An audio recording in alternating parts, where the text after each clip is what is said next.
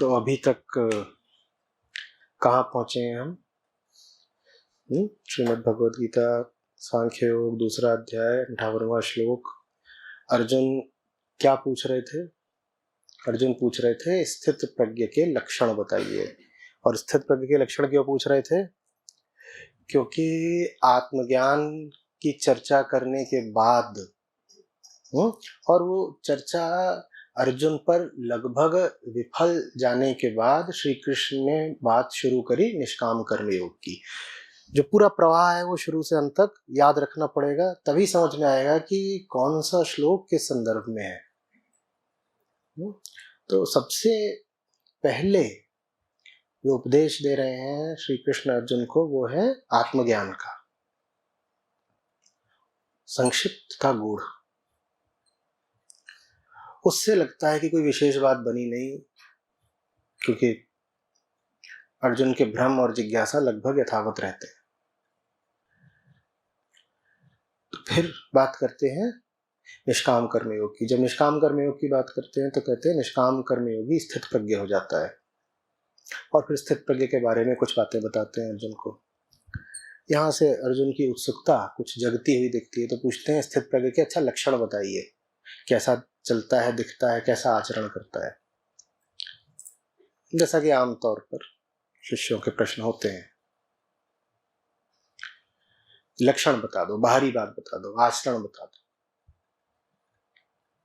तो कृष्ण इस प्रश्न का सदुपयोग करते हैं। अर्जुन ने तो पूछे हैं लक्षण, और कृष्ण बताते हैं अंतस के बारे में। वो स्थित प्रज्ञ के मन के ही द्वार खोल देते हैं अर्जुन के लिए कि देखो अर्जुन, स्थित प्रज्ञ का मन ऐसा होता है। उसी श्रृंखला में ये 58वां श्लोक भी है। अब हम इसकी विवेचना करेंगे।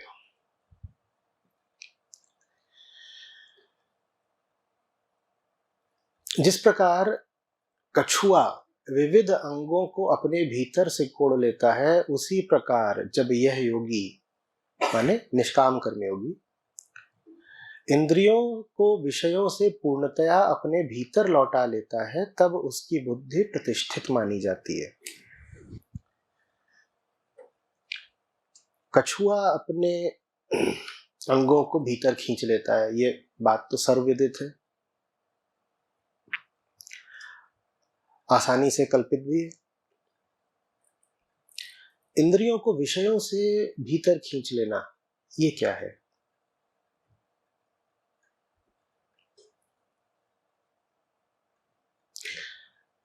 बुद्धि प्रतिष्ठित तब है जब इंद्रियों को विषयों से भीतर की ओर खींच लिया जाए।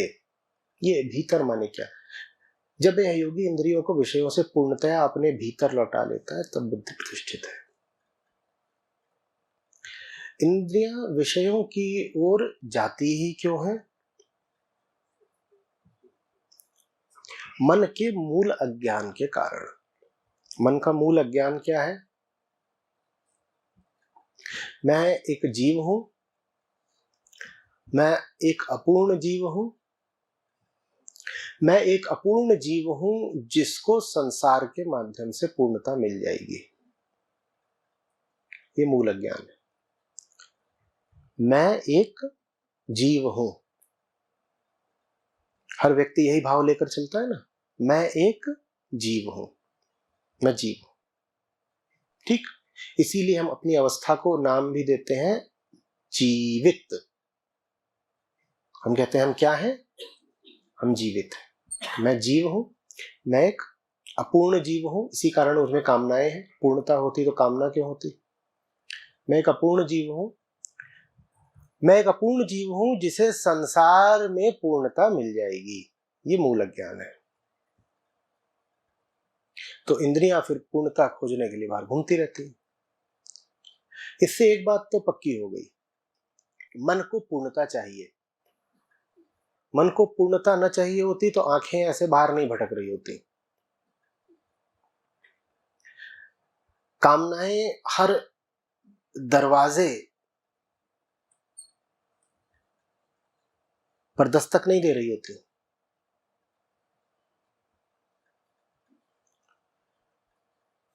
हर व्यक्ति को वस्तुओं की, व्यक्तियों की, साथियों की तलाश ना होती, तो मन को पूर्णता तो चाहिए। कामनाएं भी एक तरह से शुभ संकेत है। मन को कुछ चाहिए, मन को पूर्णता चाहिए, लेकिन कामनाएं बहुत अशुभ हो जाती हैं जब मन को जो चाहिए उसको वो व्यर्थ जगह ढूंढने लगता है। वो गलत, क्योंकि व्यर्थ। गलत इसलिए नहीं कि कोई पाप हो गया, अपराध हो गया, कुछ अनैतिक कर दिया, इसलिए क्योंकि वहां मिलेगा नहीं।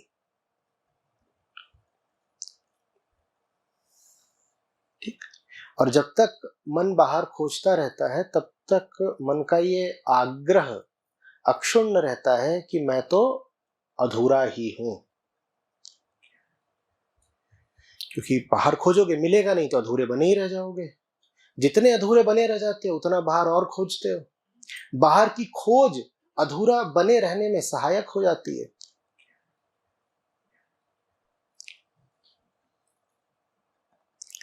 वो मूल अज्ञान जब हटता है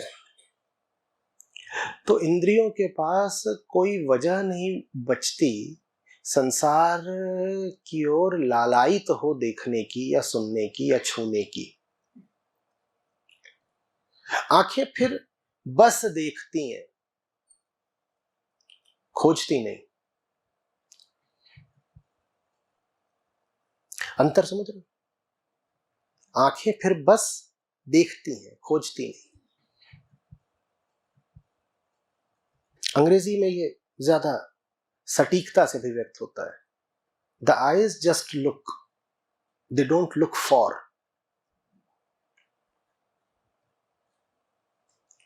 बस देख रहे हैं, ऐसा नहीं कि कोई आस है इसलिए देख रहे हैं। दरवाजा है, देख लिया। दरवाजे की ओर इसलिए नहीं देखा कि आस है कि अभी कोई खटखटाएगा, द्वार खुलेगा और कोई विशेष व्यक्ति प्रवेश करेगा, ऐसी कोई आस नहीं। पूर्णता की आस ही अपूर्णता का संबल बन जाती है।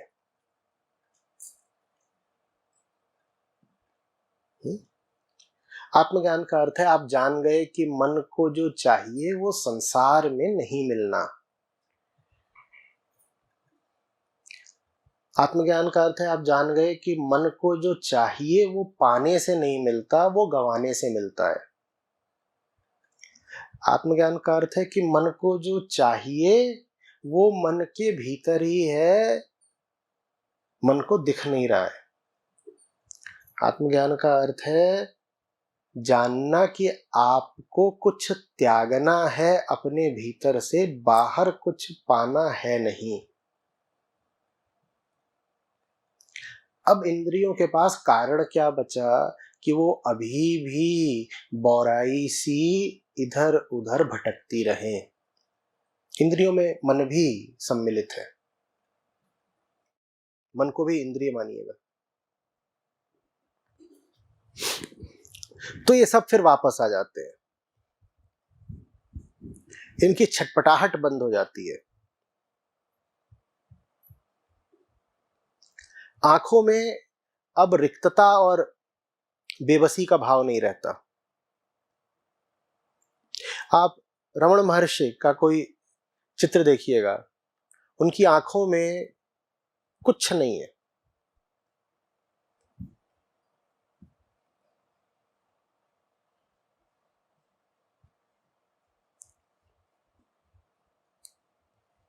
हमारी आंखों में जो होता है, जिसको हम अपना व्यक्तित्व बोलते हैं, जिससे हम अपनी विशेषता बोलते हैं, वो वास्तव में हमारी कामनाओं का प्रतिबिंब होता है। आपको उनकी आंखों में वो नहीं दिखाई देगा, कुछ नहीं है वहां।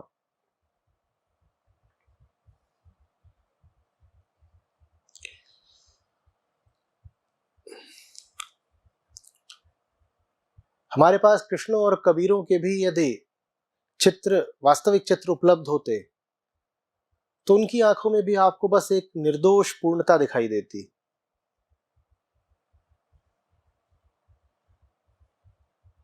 ये है इंद्रियों का वापस आ जाना।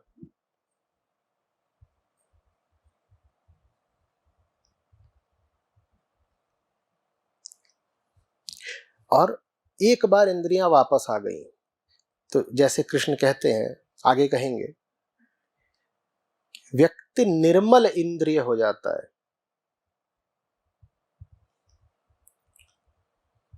क्योंकि इंद्रियां अब बाहर का कचरा भीतर लाकर स्थापित करने के लिए नहीं है। बाहर का मल भीतर बैठाने का काम अब इंद्रियों का नहीं बचा। अब वो कुछ भी भीतर नहीं बैठाना चाहती।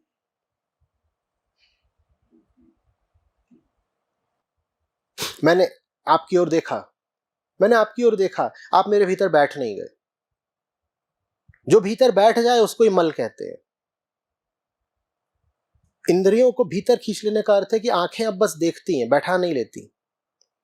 जैसे समझ लीजिए कि जैसे दर्पण हो, अभी ऐसे कर रखा है उसको, तो उसमें क्या दिखाई देगा? इधर को उसका चेहरा, उसमें आप दिखाई देंगे। उसको मैं जरा सा पलट दूंगा तो आप दिखाई देंगे, उसको जरा सा पलट दूंगा तो आप दिखाई देंगे। उसमें कोई भी बैठ नहीं गया। दिखता उसमें सब कुछ एकदम साफ साफ है, पर बैठ उसमें कोई नहीं जाता। यह है इंद्रियों का भीतर आ जाना, या निर्मल इंद्रिय हो जाना, या इंद्रजीत हो जाना। ये सब एक ही बातें हैं। कचरा भीतर नहीं लाना है, बस देखना है। जिसको देखा है उससे तादात्म्य करने की कोई विशेष आवश्यकता नहीं है। अब सब साफ दिखता है। और जब आशय ही होता है संबंध बैठाने से, बाहर की चीज को भीतर ले आने से, तब साफ कुछ दिखता ही नहीं। तब जीव भ्रमित रहता है। जिससे आपका कोई नाता होगा, कोई स्वार्थ होगा, उसको आप कभी साफ समझ पाएंगे ही नहीं। कुछ दिखाई नहीं देगा, क्योंकि आपकी इंद्रिय उधर देख ही नहीं पा रही है साफ साफ। जहां स्वार्थ या मोह होता है वहां स्पष्टता विलुप्त हो जाती है। एक बात पे उदाहरण के लिए गौर करिएगा, आपके लिए कोई बहुत महत्वपूर्ण होगा, बहुत महत्वपूर्ण होगा।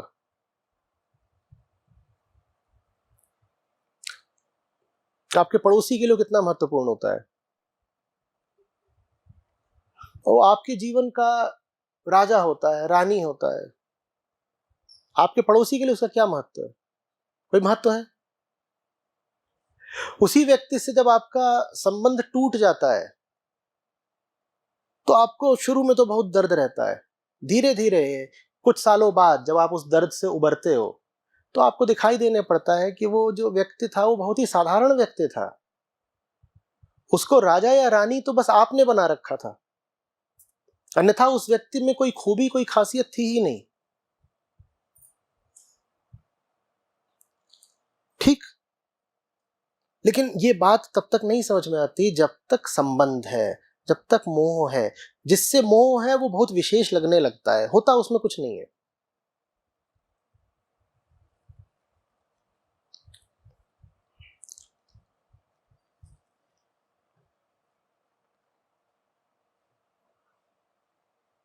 समझ में आ रही बात? स्थित प्रज्ञ, जिसकी बुद्धि ऐसी हो गई है कि गलत जगह पर आश्रय नहीं खोजती, वो स्थित प्रज्ञ है।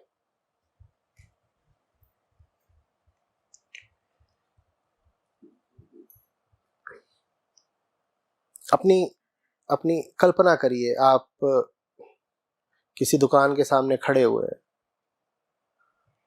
और वहां पर एक पुतला रखा है, एक मैनिक्विन, और उसने एक बहुत आकर्षक सी पोशाक पहन रखी है। और आप शीशे के दूसरी तरफ खड़े हुए हैं और आप उस मैनिक्विन को देख रहे हैं। उस क्षण में देखिए कि आपकी आंखें कैसी होती हैं। क्या आप देख पा रहे हैं? देखिए, अभी देखिए कैसी होती हैं आपकी आंखें। अच्छा, स्वयं को नहीं देख पा रहे। आपके बच्चे होंगे, आपका बच्चा खड़ा हुआ है एक पेस्ट्री शॉप पे, वहां पेस्ट्री रखी है एक शीशे के पीछे, और वो खड़ा होकर के पेस्ट्री को देख रहा है। उसकी आंखें कैसी होती है? कैसी होती है? कैसी होती है? हम वैसी आंखें लेकर पूरी जिंदगी चलते हैं, हमें पता भी नहीं होता। इसलिए अपनी कल्पना करना थोड़ा मुश्किल है, किसी दूसरे को देख पाना फिर भी थोड़ा आसान है। हमारी वैसी आंखें सदा रहती हैं, और चूंकि वैसी आंखें सिर्फ हमारी ही नहीं होती, हमारे इर्द गिर्द सभी की होती हैं, तो हमको लगता है कि आंखें तो ऐसी होती ही हैं। आंखें जब तक वैसी हैं तब तक आपका चित्त रुग्ण रहेगा। हम रोगी हैं। आध्यात्मिक व्यक्ति की आंखें बदल जाती हैं।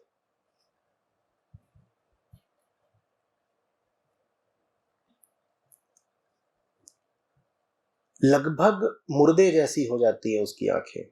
घबराइएगा नहीं, मर नहीं जाता।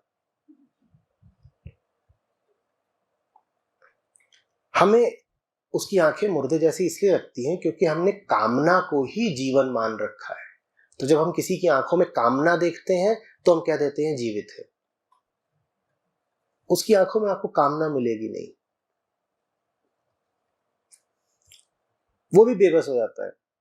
वो अपने चेहरे पर कामना दर्शा सकता है, कई बार आवश्यकता होती है तो अभिनय के नाते ही सही वो चेहरे पर कामना दर्शा सकता है, वो अपनी वाणी में क्रोध दर्शा सकता है, लेकिन वो भी विवश होता है कि वो चाह कर भी अपनी आंखों में कामना नहीं ला पाएगा।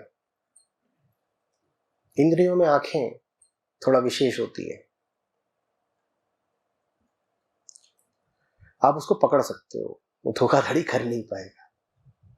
ये दिखा भी रहा होगा कि उसे लालच आ रहा है या मोह आ रहा है या वासना आ रही है, आप उसकी आंखों में देखोगे वहां आपको कुछ दिखाई नहीं देगा, खाली है।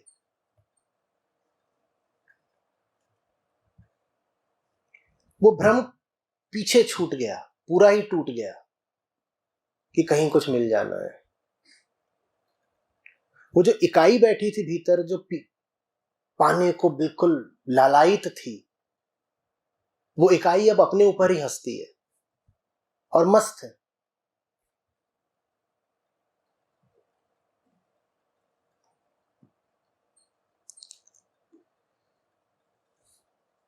अब जो जगत से संबंध बनते हैं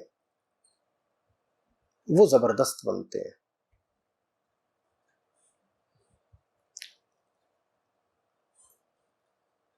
न आपको किसी पर हिंसा करनी है, न किसी को अपने ऊपर चढ़ने देना है, न आपको किसी की कामना का शिकार होना है, न किसी के प्रति कामना रखनी है। दूसरे से संबंध रखना भी है तो शुभेच्छा का, हाँ मुझे सरोकार है तुझसे, तेरी बेहतरी चाहता हूं, अपने लिए नहीं, तेरे लिए।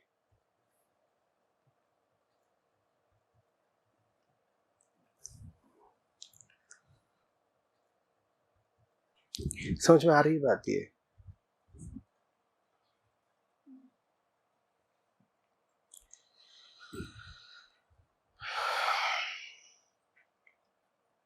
इंद्रियों को विषय भोग से हटा लेने से भी शब्दादि विषय दूर हो जाते हैं सही, किंतु रस या आसक्ति तो रह ही जाती है। स्थित प्रज्ञ का यह रस भी निवृत्त हो जाता है।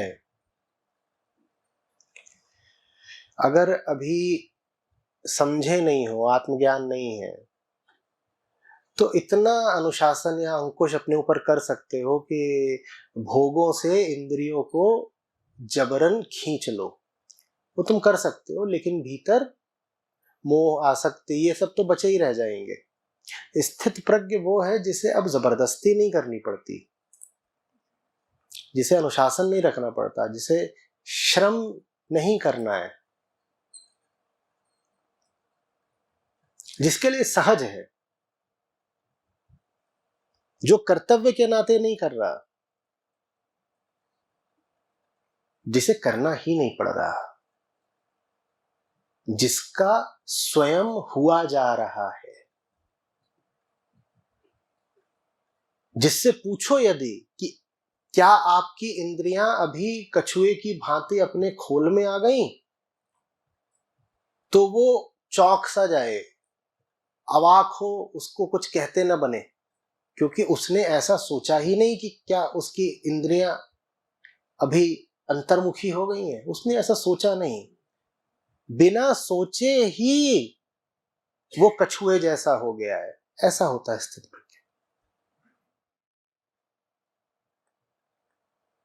विवश एक तरीके से उसको आप अगर कहोगे कि आओ चलो लालच करते हैं, वो कर पाएगा ही नहीं।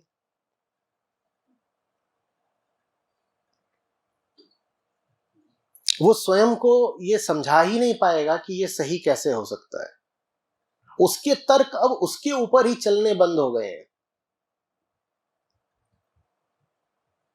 उसने अपनी कमान किसी ऐसी जगह पर दे दी है जिसके आगे खुद उसकी ही नहीं चलती।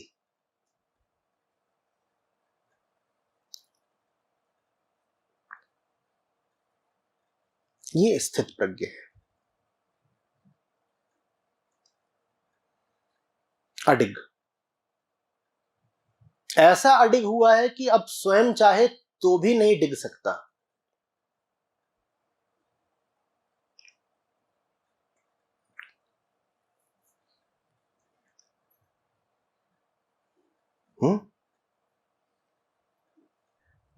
हे कुंती पुत्र अर्जुन, निश्चय ही बलवान इंद्रियां यत्नशील विवेकी पुरुष के भी मन का बलात् हरण कर लेती हैं।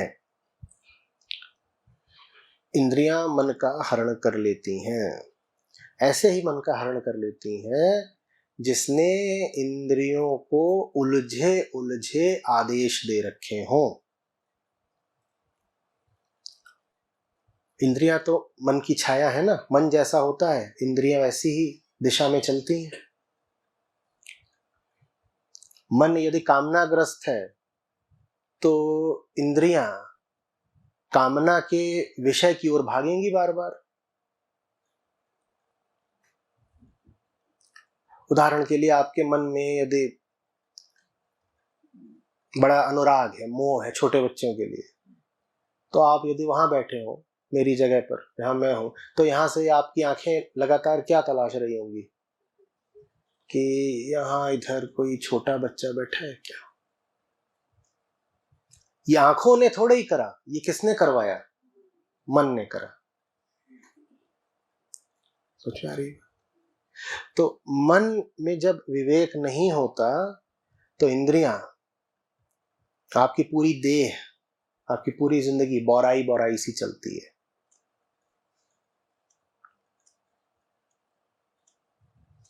एक बहुत स्पष्ट सा भटकाव परिलक्षित होता है।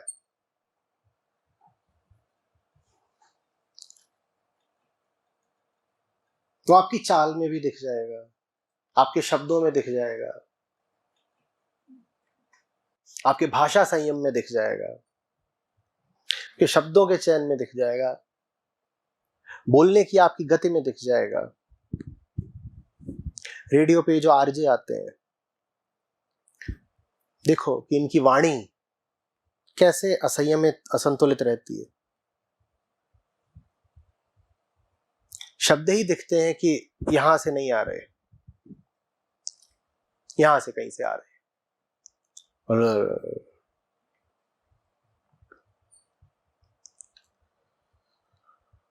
और जल्दी जल्दी बोलते हैं। हालांकि वो चीज आज के समय में कूल होने की पहचान भी बन गई है। खट खट खट खट खट खट खट बोलते जाओ। स्थित प्रज्ञ के लिए ये मुश्किल हो जाएगा।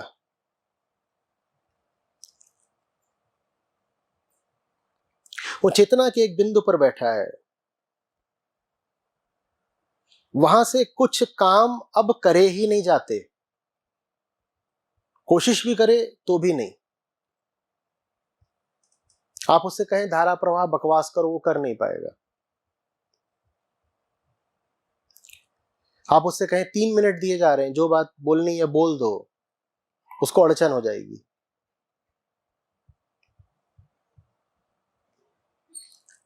आप उसको कहें जो बोलना है इन सीमाओं के मध्य रहकर बोलो, उसको तकलीफ हो जाएगी।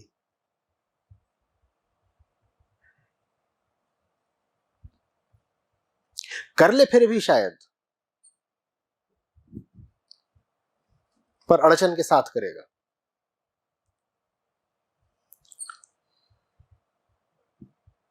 क्यों? क्योंकि उसकी इंद्रियां अब उसकी नहीं है। इंद्रियां यदि मन की होती तो मन के कहे अनुसार चल भी देती, आड़ा तिरछा कुछ भी। उसकी इंद्रियां अब किसी और की हो गई हैं।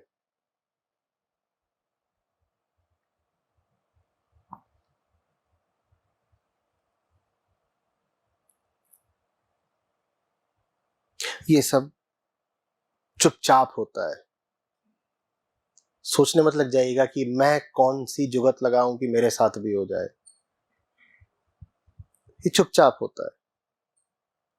बाद में कभी लक्षण जब आते हैं तो आपको भी अनायास पता लगेगा कि कुछ बदला है, मेरे चेहरे में ही कुछ बदल गया है। आमतौर पे दूसरे लोग बताते हैं, what's wrong with your face. वो ये नहीं कहेंगे कि बधाई हो, वो यही पूछते हैं व्हाट्स रॉन्ग।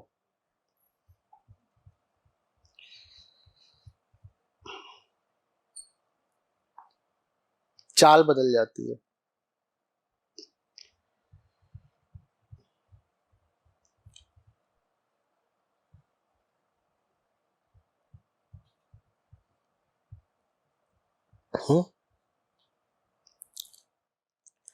इस कारण आत्मनिष्ठ योगी को उन इंद्रियों को संयत करके समाहित होकर अवस्थित रहना चाहिए, क्योंकि जिसकी इंद्रियां वश में है उसकी प्रज्ञा प्रतिष्ठित है।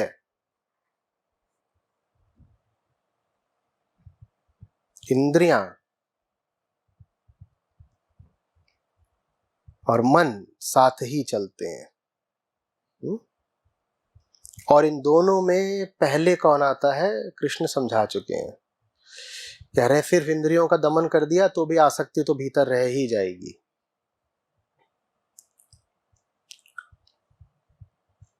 मन को ऐसा कर लो कि इंद्रियां इधर उधर भटके नहीं। और चूंकि काम मन पर होना है, इसलिए इंद्रियों को मन का सहयोगी बना दो। हमें पता है कि मन प्रभावित होने के लिए लगातार तैयार है। मन एक रोगी है जो बाहर की हवा से प्रभावित होने को लगातार तैयार है। ठीक, मन एक ऐसा रोगी है जिसका रोग ही यही है कि उसने उल्टा पुल्टा खा लिया है, लेकिन फिर भी वो बाहर का खाना खाने को लगातार आतुर है। काम हमें इस रोगी पर करना है। जरूरी है कि उसे परहेज कराया जाए, बाहर की हवा बाहर के खान पान से बचाया जाए। बाहर का माल उसको लाकर कौन देता है? मन को बाहर का माल लाकर कौन देता है? इंद्रियां। अब इस कारण इंद्रियों पर अंकुश रखना आवश्यक हो जाता है। ये भेद समझिएगा साफ साफ। इंद्रिय संयम इसलिए नहीं करना कि इंद्रिय संयम करके काम चल जाएगा। कृष्ण साफ समझाते हैं कि इंद्रिय संयम के बाद भी मन की मूल वृत्ति तो आसक्ति की ही रहेगी ना। लेकिन इंद्रिय संयम फिर भी आवश्यक है, क्योंकि काम भले ही इंद्रियों पर न करना हो, मूलभूत रूप से मन पर करना हो, लेकिन मन पर काम करने के लिए भी जरूरी है कि उसको इंद्रियों द्वारा लाए गए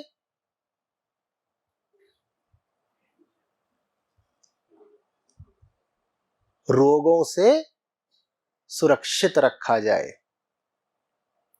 अब जानते तो हो कि कुछ देख लेते हो उल्टा पुल्टा तो उसका मन पर क्या प्रभाव पड़ता है, नहीं जानते क्या? काम आंखों पर नहीं करना है, स्पष्ट रखिए, काम किस पर करना है? मन पर मन तो वैसे ही रोगी है और दुर्बल है, उस पर बाहर से कोई झटका आता है बिल्कुल छप जाता है, तो क्यों उसको झटके दिलवाए जाए? इसलिए फिर इंद्रिय संयम आवश्यक हो जाता है। इंद्रिय संयम का मतलब क्या होता है? मतलब होता है ईमानदारी, मतलब होता है कि जानते तो हो अपनी हकीकत, पता तो है कि फलानी जगह चले जाते हो तो तुम्हारी क्या हालत होती है, तो मत जाओ ना वहां पर। तुम इतने मजबूत नहीं हो कि वहां चले भी जाओगे और फिर भी अप्रभावित लौट आओगे। वहां अगर जाओगे तो गंदे होकर ही वापस आओगे, तो वहां जाओ मत। इसको बोलते हैं इंद्रिय संयम। इंद्रिय संयम आंखों पर होता है, मत देखो उधर जिधर देखने से मन गंदा होता है, और टांगों पर होता है, मत जाओ वहां जहां पता है कि गंदे कर दिए जाओगे। हां, तुम्हें भरोसा हो पूरा कि वहां जाकर भी गंदे नहीं होगे तो चले जाओ, पर सच सच बताना, इतने मजबूत हो तुम? अगर हो तो बेशक चले जाओ, अगर नहीं हो तो अपने पर कृपा करो, अपने आप को बचाओ। जब भीतरी मजबूती बहुत बढ़ जाएगी तब निर्द्वंद होकर जहां जाना हो चले जाना। जब तक उतने मजबूत नहीं हो तब तक उल्टा सुनो मत, बुरा देखो मत, गलत संगत करो मत। समझ में आ रही है बात? तो इंद्रियां मन के ही पीछे पीछे चलती हैं, बिल्कुल ठीक। लेकिन यदि मन भ्रष्ट हो गया है तो मन ने इंद्रियों को क्या शिक्षा दे दी है? सब भ्रष्ट जगहों पर ही जाने की, है ना? अब अगर मन को सुधारना है तो इंद्रियों को जो ये आदेश पहले से मिला हुआ है उस आदेश को तोड़ना पड़ेगा, इसलिए इंद्रिय संयम भी आवश्यक हो जाता है। समझ में आ रही है बात? अपने यथार्थ से सदा परिचित रहा करिए। कुत्सित जगहों पर यह कहकर मत पहुंच जाया करिए कि हम तो बस उत्सुकता के लिए आए हैं। पीने नहीं आए, देखने आए हैं।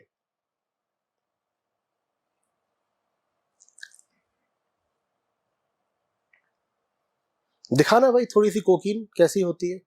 नहीं, सिर्फ उत्सुकता है, देखेंगे, बस देखने के लिए आए हैं। ये किसको छल रहे हैं हम? हम्म?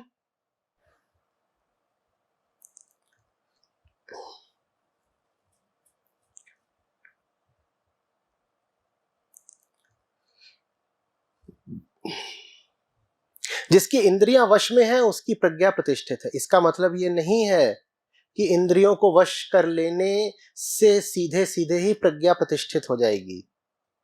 इसका अर्थ यह है कि इंद्रियों को वश में करोगे तब जाकर के ना मन वश में आएगा।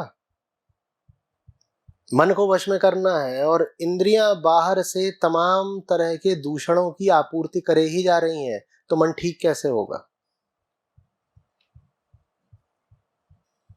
स्पष्ट है ये?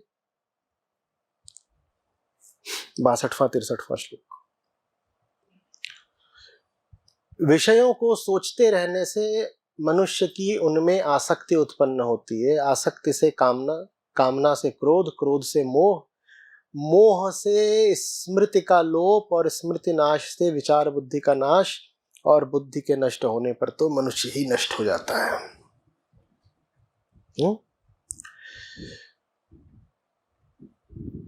व्यर्थ विचार से आसक्ति आती है, आसक्ति से कामना, कामना से क्रोध, क्रोध से मोह, मोह से अस्मृति, स्मृति जब गई तो विचारणा गई, विचारणा गई तो बुद्धि गई, बुद्धि गया तो मनुष्य गया। ये इतना श्रृंखलाबद्ध करके जो कुल बताया गया है, उसके आरंभ में ही क्या है? व्यर्थ विषयों का विचार।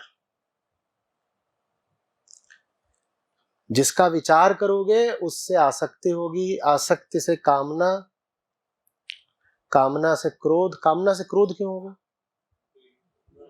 पूरी तो होगी नहीं, तो क्रोध नहीं आएगा तो क्या आएगा?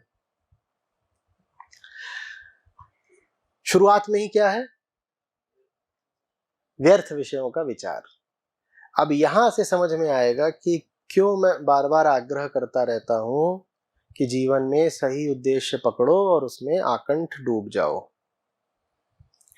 क्योंकि ये जो पूरी कड़ियों की श्रृंखला है, इसके आरंभ में ही क्या है? व्यर्थ विषयों का।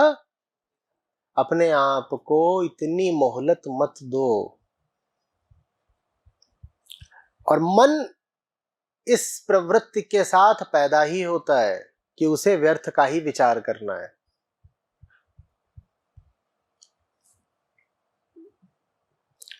एक बहुत अंकुर रूप में बच्चे विचार करना कुछ महीनों की उम्र से ही आरंभ कर देते हैं, उनके भी विचार शुरू हो जाते हैं। उससे पहले उनके पास बस भीतरी आवेग होते हैं, इंस्टिंक्ट्स, फिर उनमें भी विचार बनने लगते हैं। जैसे जैसे वो ध्वनियों से परिचित होते जाते हैं, वैसे वैसे विचार भी उनके मन में एक बहुत आरंभिक रूडिमेंटरी फॉर्म में बनने आरंभ हो जाते हैं। आपको क्या लगता है वो क्या विचार कर रहे होंगे? उनके विचार बड़े लोगों की तरह स्पष्ट नहीं होते, पर फिर भी उनके क्या उठता होगा? और अभी उसको समाज से, दुनिया से बहुत प्रशिक्षण नहीं मिला है, फिर भी उसके भीतर जो चल रहा है वो क्या है? हाथ बढ़ाना है खिलौने की ओर। हाँ हाँ, किसी चीज को छू लूं, इसमें क्या चल रहा है, दूध कहां से मिल जाए, कोई आसपास नहीं है, शोर मचाना है। या राम का विचार चल रहा है। तो हम ऐसी व्यवस्था लेकर पैदा होते हैं जिसमें विचार रहेगा ही व्यर्थ, व्यर्थ का ही विचार आना है। राम का विचार आने लगे इसके लिए तो श्रम करना पड़ता है, अनुशासन रखना पड़ता है। व्यर्थ का विचार अपने आप आता है, अपने आप। कोई आपसे कुछ ना बोले, आपको जंगल में छोड़ दिया जाए बचपन से, किसी ने आपको आकर के भ्रष्ट नहीं करा है, तो भी वहां आप कोई व्यर्थ विचार ही कर रहे होंगे।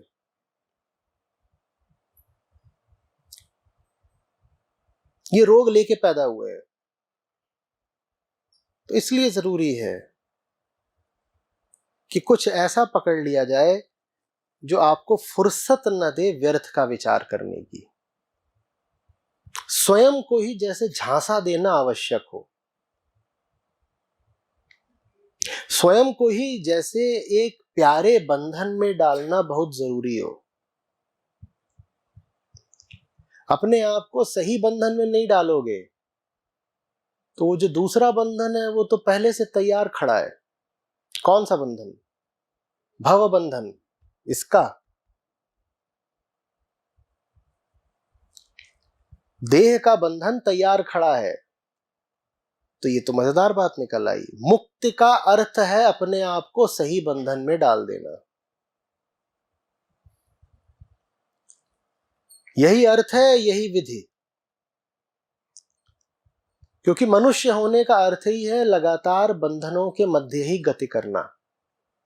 जब रहना बंधनों में ही है तो मुक्ति भी बंधनों से ही मिलेगी। आप सही बंधन का चयन करिए। सही बंधन फिर कहलाता है आत्म अनुशासन।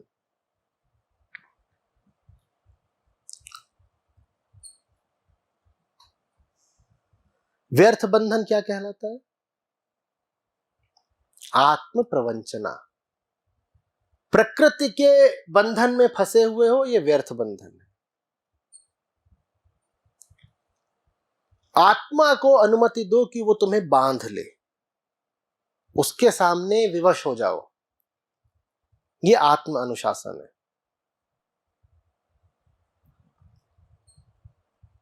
चिढ़ मचेगी, बुरा लगेगा, क्योंकि वो दूसरा वाला जो है वो आवाजें देगा, पुकारेगा, और तुमको लगेगा ये हम कौन सी जगह फंस गए, ये हमने अपने लिए कौन सा कर्तव्य चुन लिया। लेकिन अब चुन लिया तो चुन लिया, कुछ ऐसा चुनो जिससे किसी तरह की रिहाई की कोई गुंजाइश ही ना हो। जैसे अपने आप को बेड़ियों में बांध लिया हो, फिर उसमें लगा दिया ताला और चाबी दी नदी में फेंक, अब चाहो भी तो भी छूट नहीं सकते। असल में जो लोग भीतरी तौर पर प्रगति करते हैं और जो नहीं करते, उनमें मूलभूत अंतर यही होता है, इसको समझिएगा। भीतर से प्रगति वही कर पाते हैं जो अपने आप को निर्विकल्प कर देते हैं, जिन्होंने चाबी पोखर में फेंक दी होती है। जिन्होंने चाबी अभी अपने पास रखी है, उन्होंने विकल्प अपने पास रखा है। विकल्प क्या रखा है? कभी अगर हमें लगेगा तो हम इस बंधन से अपने आप को आजाद कर लेंगे, उधर को चले जाएंगे। जिन्होंने अभी अपने आप को निर्विकल्प नहीं करा, वो बेचारे दूनी मार खा रहे हैं।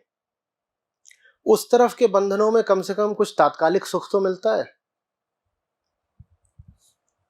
प्रकृति बहुत पीटती है, पर बीच बीच में शहद भी चटाती है। चटाती नहीं चटाती, सबने चाटा है।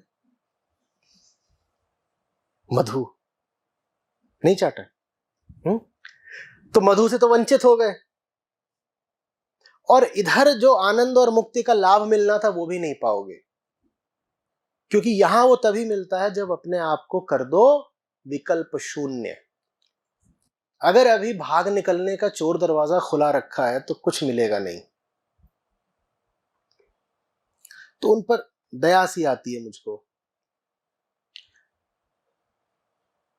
जो कृष्ण के साथ होते भी हैं और साथ ही साथ कहीं ना कहीं उन्होंने ये विकल्प बचा के रखा होता है कि अगर जरूरत पड़ेगी तो दूसरी तरफ को भाग जाएंगे।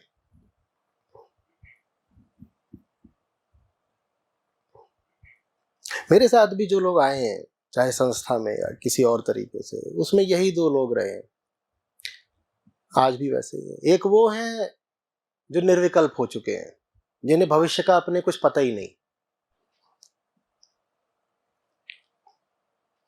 दूसरे वो हैं जिन्होंने कई दरवाजे अभी खुले रखे हुए हैं। जो निर्विकल्प हो चुके हैं वो असुरक्षा में जिएंगे, लेकिन शायद कहीं पहुंच जाएंगे। जो दरवाजे खुले रख रहे हैं उनके साथ मुझे सहानुभूति रहती है, क्योंकि उन्हें कुछ नहीं मिलेगा।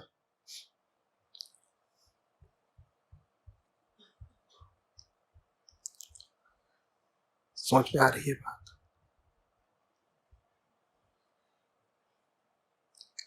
देखो, ये महीन मसला होता है, खूब इस्तेमाल करना चाहिए बुद्धि का, विवेक का।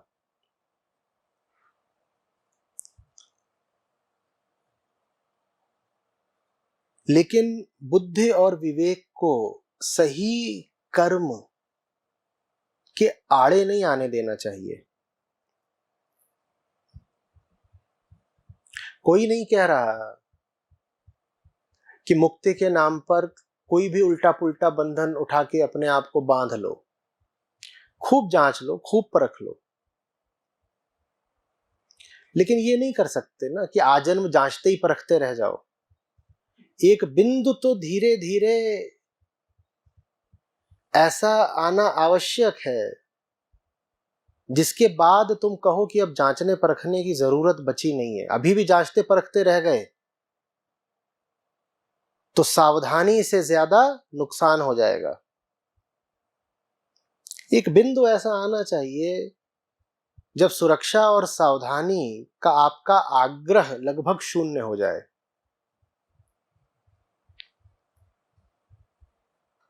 जहां आपको जितना जांचना था जांच लिया। हम नहीं कह सकते कि हम 100% आश्वस्त है। 0.000001% संदेह हो सकता है बचा हो, लेकिन उतने से संदेह के लिए हम बहुत बड़ा नुकसान अपना नहीं कराएंगे।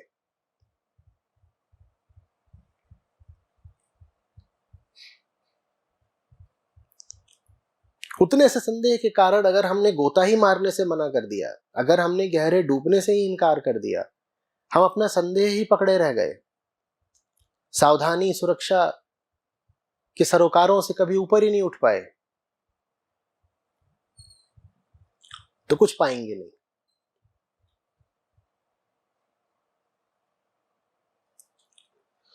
समझ में आ रही है बात? एक बिंदु आना चाहिए जहां ये जो पूरी श्रृंखला कृष्ण बता रहे हैं इसकी शुरुआत ही ना होने पाए। एक बिंदु ऐसा होना चाहिए जिसके बाद आप सुरक्षा का विचार ही छोड़ दो, ताकि जो आसक्ति उत्पन्न होती है विषयों को सोचते रहने से, उसकी नौबत ही ना आए।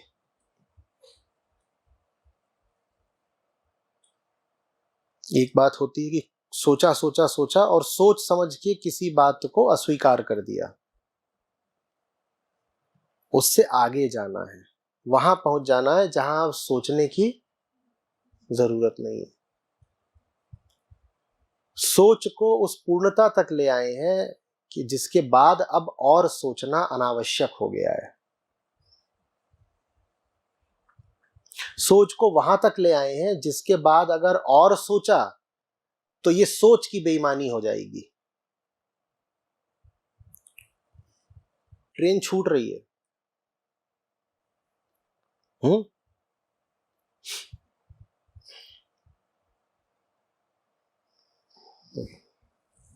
और आप दौड़ रहे हो प्लेटफॉर्म पर, आप ही की ओर आ रही है प्लेटफॉर्म पे, ठीक है, आप इंजन की ओर से जा रहे थे प्लेटफॉर्म पे, और ट्रेन छूट रही है, ट्रेन चल रही है, आप दौड़ लगा रहे हो। बहुत तेज दौड़ना जरूरी है ना, ट्रेन चल चुकी है, आपका डब्बा पीछे की तरफ है, आप दौड़ रहे हो। दौड़ना बहुत जरूरी है। आप इतनी तेज दौड़े कि डब्बे के पार निकल गए। एक बिंदु ऐसा आना चाहिए जहां और सोचना सोचने के साथ ही बेईमानी बन जाए, कि अब और अगर सोचा तो गलत हो जाएगा। अब अगर सुरक्षा की और ख्वाहिश रखी तो यही बात हमें असुरक्षित कर देगी।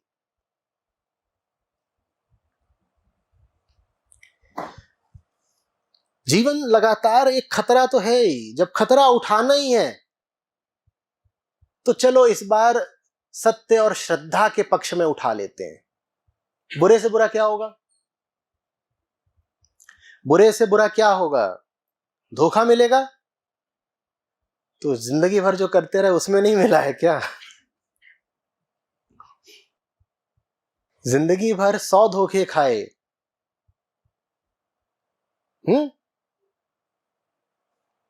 झूठ का खेल खेल कर और अश्रद्धा की चाल चलकर, उधर भी तो धोखे खूब खाए हैं ना। चलो एक बार सच्चाई के साथ चल के देख लेते हैं, एक बार श्रद्धा को भी आजमा लेते हैं। धोखा ही तो मिलेगा, तो नया क्या मिलेगा? एक बार और खा लेंगे।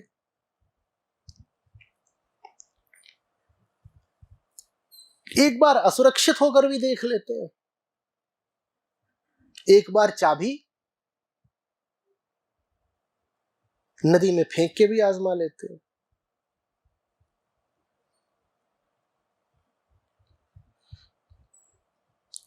समझ में आ रही बात? आवश्यक नहीं है कि भीतरी भावों और आवेगों का क्रम उसी प्रकार हो जैसा इस श्लोक में उल्लिखित है। श्लोक कहता है कि कामना से क्रोध आता है, क्रोध से मोह आता है। आवश्यक नहीं है कि वो इसी क्रम में आए, क्रम थोड़ा आगे पीछे भी हो सकता है।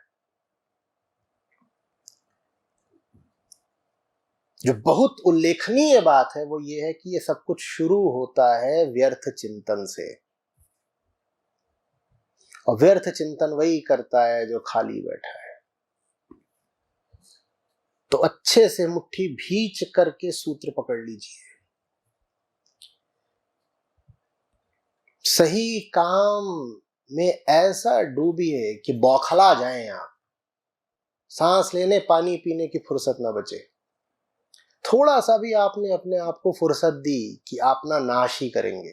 आपका सबसे बड़ा दुश्मन आपका खाली समय है। और दिक्कत यह है कि हम सोचते हैं कि हमने बड़ी तरक्की और उपलब्धि कर ली अगर अब हमें खाली समय मिलने लगा है। हम दो काम करते हैं, या तो कोई व्यर्थ काम या खाली समय में व्यर्थ काम की तैयारी। और जब आप व्यर्थ काम कर रहे होते हो तब तो कुछ बुरा है ही। जब खाली समय मिलता है तो उसमें जितना व्यर्थ काम कर रहे होते हो उससे 2 कदम और आगे के व्यर्थ काम की तैयारी करते हो। तो इसीलिए खाली समय और बुरा है।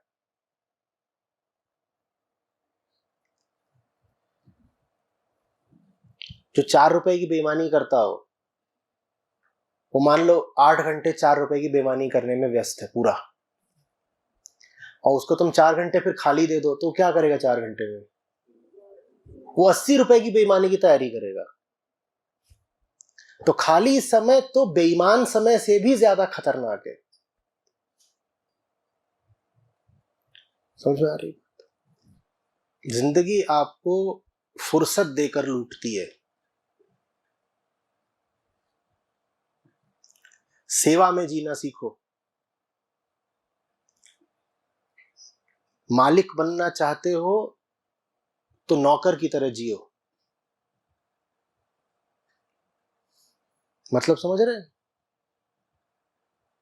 नौकर को फुर्सत मिलती है, वो वाला नौकर बन जाओ जिसकी 24 घंटे की ड्यूटी होती है, फुर्सत ही नहीं है।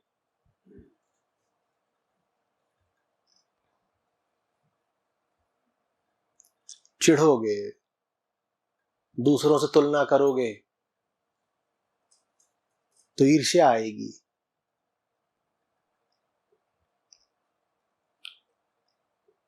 पर अगर निर्विकल्प हो गए हो तो समझ जाओगे कि अब यही है, इसी को चुन लिया। फिर धीरे धीरे मजा आने लगता है।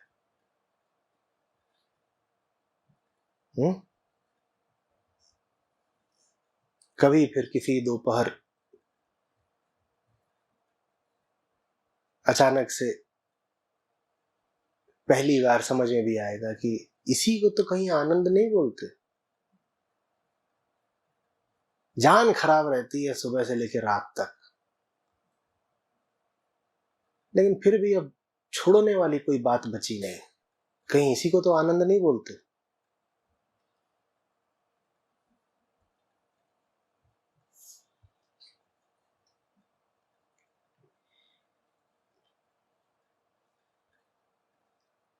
और जब जिस दोपहर ऐसा ख्याल आएगा, जानते हो क्या होगा? थोड़े से लजा जाओगे। जैसे अभी अभी पता चला हो कि प्रेम में हो। ब्लशिंग।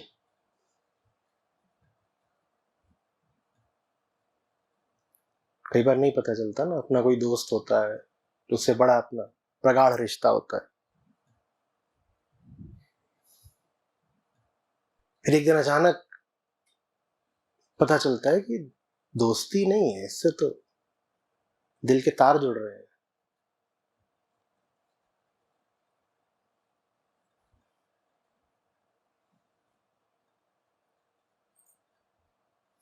Is it love?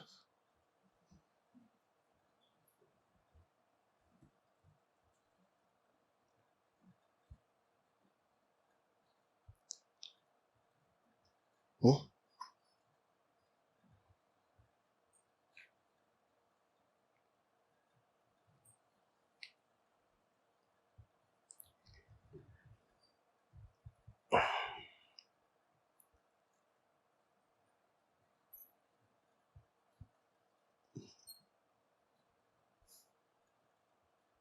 शुरुआत हुई थी नौकर बनने से,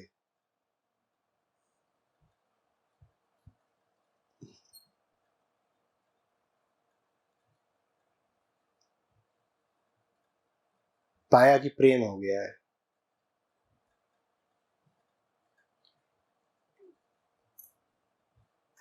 शुरुआत ऐसे हुई थी जैसे किसी ने जबरदस्ती अगवा कर लिया हो तुमको और बांध बूंद के तुमको निर्विकल्प कर दिया हो।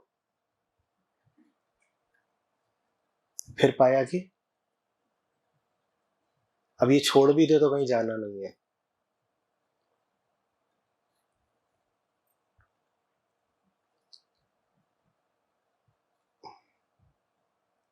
हरि बोलते हैं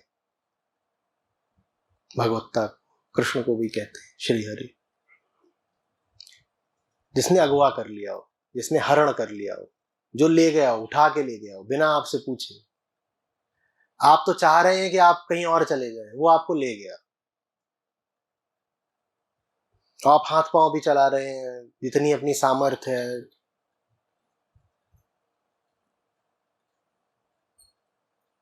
मुक्के चला रहे हैं, लात वात मार रहे हैं, जो कर सकते हैं, जैसे छोटा बच्चा करता है ना। 6 फुट का बाप हो, साल भर का बच्चा हो, वो उसको उठाए हो तो खूब भूसा भूसा चलाता है। वैसे आपको उठाए लिए जा रहे हैं हरि, अपनी ओर से आप जो कर सकते हैं कर रहे हैं।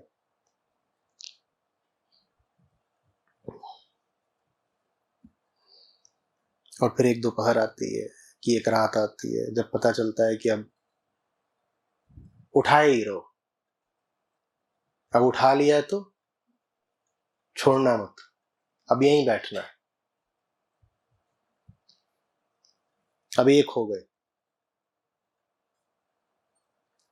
ये उनके लिए है जो शुरू की चिढ़ और आंतरिक विरोध को बर्दाश्त करने के लिए तैयार हो।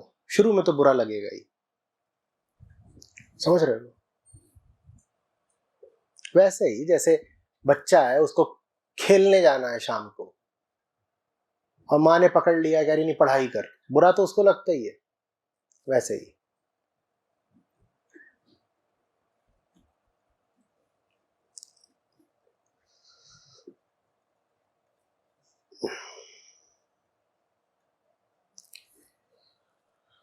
आप में से जो लोग इस चक्कर में हो कि शास्त्र इत्यादि पढ़कर आध्यात्मिक हो जाएंगे, उनसे होगा नहीं, क्योंकि फुर्सत बहुत बच जाएगी ना। गहराई से कर्म में डूबना पड़ता है। सिर्फ ज्ञान इकट्ठा करने से होता नहीं, उस ज्ञान को जीना पड़ता है।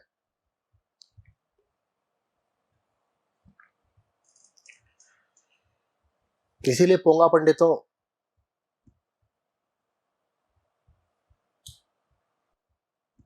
का मजाक ही बना है। खूब जाने रहते हैं, जो जाने रहते हैं वो उनकी जिंदगी में कहीं दिखाई दे नहीं रहा होता।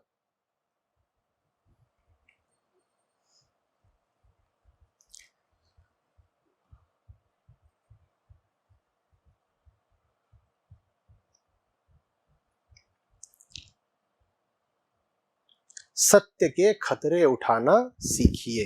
क्या? सत्य के खतरे उठाना सीखिए। और जब लगे कि ज्यादा खतरा है तो अपने आप से पूछिए, उधर कुछ कम है क्या? उधर कुछ कम है?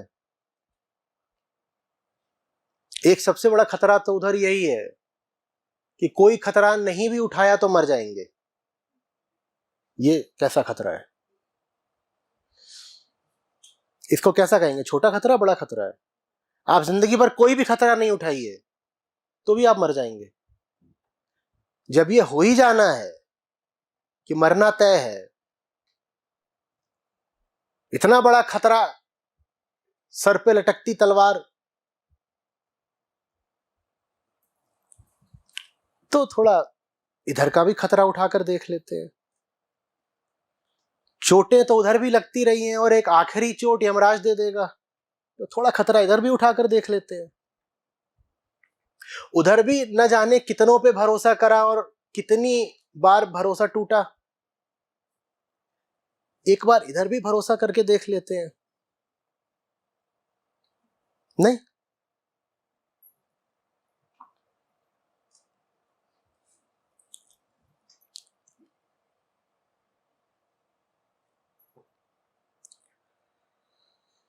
करें, जिए, जान रहे हो तो जी कर दिखाना। हम यहां कथा सुनने के लिए, प्रवचन करने के लिए नहीं बैठे हैं।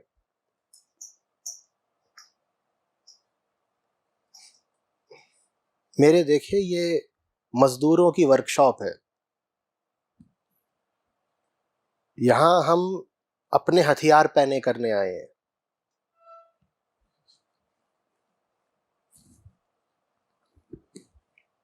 यहां ज्ञानी नहीं तैयार होने, यहां सैनिक तैयार होने हैं। बाहर जाके आसन नहीं लगाना है, लड़ाइयां लड़नी है।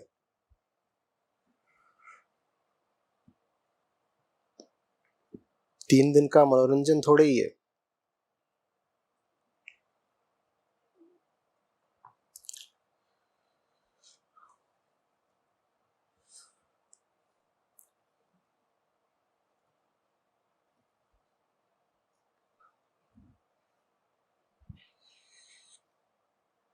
मोह से स्मृति शक्ति का लोप, ये क्या बात है? फिर आगे कहा है कि स्मृति जब नहीं होती तो बुद्धि जाती है, बुद्धि नहीं जाती तो इंसान ही चला जाता है। मोह से स्मृति चली जाती है, ये बात मुझे थोड़ी रोचक लग रही है। कैसे मोह से स्मृति चली जाती है, ये क्या बात है?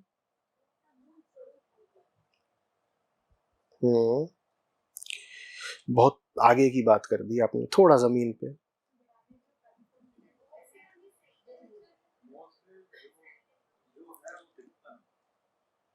स्मृति, स्मृति कहा है। हाँ ठीक, बस इतनी सी बात, एकदम जमीनी बात, बस इतना सा। कोई भी धोखा ऐसा नहीं है जो हम आज खा रहे हो और पहली बार खा रहे हो। हम में से कोई भी पहली बार नहीं मूर्ख बनाया जा रहा, क्योंकि प्रकृति बड़ी आत्मविश्वासी है। आपको ठगने के लिए उसे नई नई चालें नहीं चलनी पड़ती, उसके पास दो चार तरह की चालें हैं, बल्कि एक ही तरह की, उसी को बार बार चलती रहती है और हम बार बार उसमें फंसते रहते हैं, क्योंकि हम भूल जाते हैं कि अभी सुबह ही तो ठगे गए थे, ऐसे ही ठगे गए थे।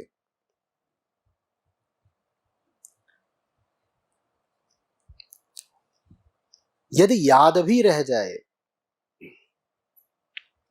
कि आज तक क्या झेला है, तो आगे झेलने से बच जाओगे। लगभग यही बात बुद्ध कहते हैं कई जगहों पर, जहां वो सम्यक स्मृति की बात करते हैं।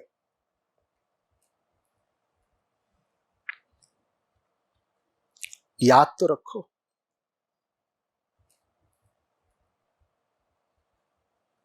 याद तो रखो। और कई धार्मिक धाराओं के ग्रंथों में स्मृति की महत्ता पर बहुत जोर दिया गया है,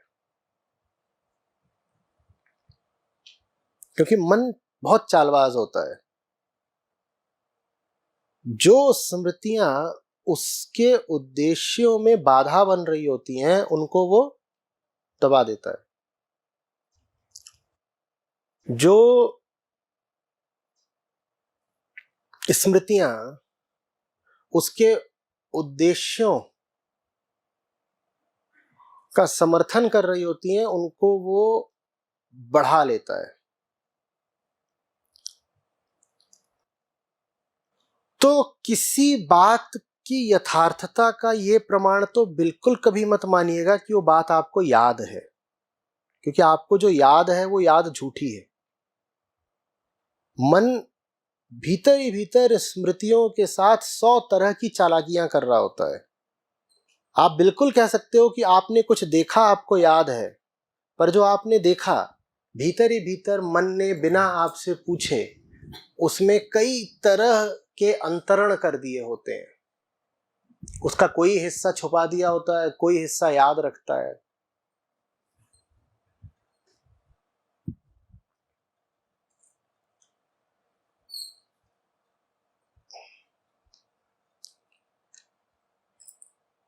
एक बार एक प्रश्न आया था, लखनऊ से कोई सज्जन थे, शायद जावेद नाम था उनका। तो उन्होंने, हाँ, किसी किताब में अध्याय होगा भी, उसका नाम है जाने मन की महकती यादें। तो उन्होंने अपनी व्यथा लिख करके भेजी थी कि मेरा ब्रेकअप हो गया है और मैं भूल ही नहीं पाता उन हसीन लम्हों को और उन खुशबुओं को, वही सब तैरता रहता है। उसमें मैंने पूछा था कि बेटा तुम्हें कैसे हो सकता है कि वो सब कुछ जो हसीन था वही याद है? सब कुछ अगर हसीन था तो ब्रेकअप कैसे हो गया? बहुत सीधा सवाल नहीं? सब कुछ अगर हसीन था तो ब्रेकअप कैसे हो गया? मैंने बहुत कुछ था जो कड़वा भी था, पर वो तुम याद रखना ही नहीं चाह रहे। तुम्हारी स्मृति ने उसको पीछे धकेल दिया है ताकि तुम रूमानी कल्पनाओं में गोते मारते रहो। तुम्हें याद ही नहीं आ रहा कि उसने तुम्हें कितनी गालियां दी हैं। तुम्हें याद ही नहीं आ रहा कि इत्र की खुशबू नहीं थी, पसीने की दुर्गंध भी थी, और सब था, पर तुम याद नहीं रखना चाह रहे। तुम स्मृतियों के उन हिस्सों को बिल्कुल गर्क कर देना चाह रहे हो जो तुम्हारे स्वार्थ के अनुकूल नहीं है।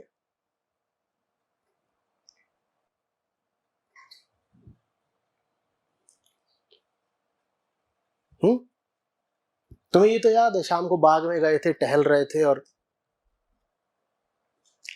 बड़ी हसीन हवा बह रही थी, और तुम्हें ये नहीं याद है कि पीछे से तभी कांस्टेबल ने आके 2 लाठी लगाई थी? वो बिल्कुल भूल गए।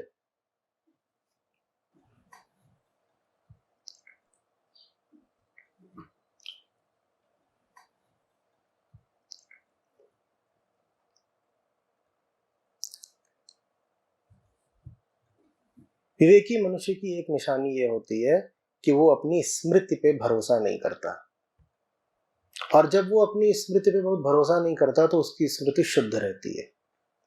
स्मृति पे भरोसा करने का अर्थ है स्मृति को तोड़ मरोड़ देना। चलिए एक प्रयोग कर लेते हैं। आगे के लिए याद बनी रहे, इसके लिए हम क्या करते हैं? आपके जीवन में कोई भी घटना घट रही हो, उसकी आगे तक याद बनी रहे, इसके लिए आप क्या करते हैं? फोटो लेते हैं और वीडियो बनाते हैं, यही करते हैं ना? अभी से क्या तैयारी रहती है? पहली बात, आप उसी घटना को स्मृति में रखना चाहते हो जो आपने आज से तय कर लिया है। ठीक, पूरे जीवन के यथार्थ को तो आप स्मृति में रखना भी नहीं चाहते, आप उसी घटना को स्मृति में रखना चाहते हो जो आप तय कर चुके हो। दूसरी बात, वो जो फोटो खींचती है उसमें आप अभी से सच्चाई रखते कितनी हो? जल्दी बोलिए।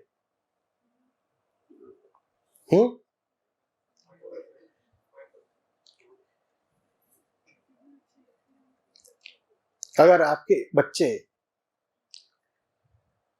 आपसे दूर हो गए हो किसी वजह से 2 साल की उम्र से ही, और फिर जब वो 20 वर्ष के हो जाएं तब वो लौट के आए, मान लीजिए कहीं पढ़ने चले गए थे, बीच में आपसे बिल्कुल मिले नहीं, 2 की उम्र में चले गए थे, 20 की उम्र में वापस आए, और इस दौरान घर में क्या हुआ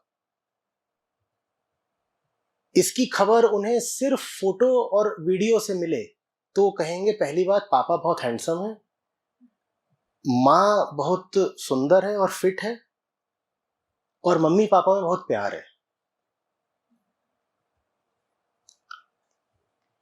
और ये तीनों ही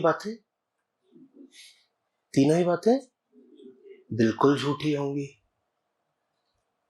पर हमने स्मृतियों को जानबूझकर तैयार ही इस तरह से करा है कि धोखा हो।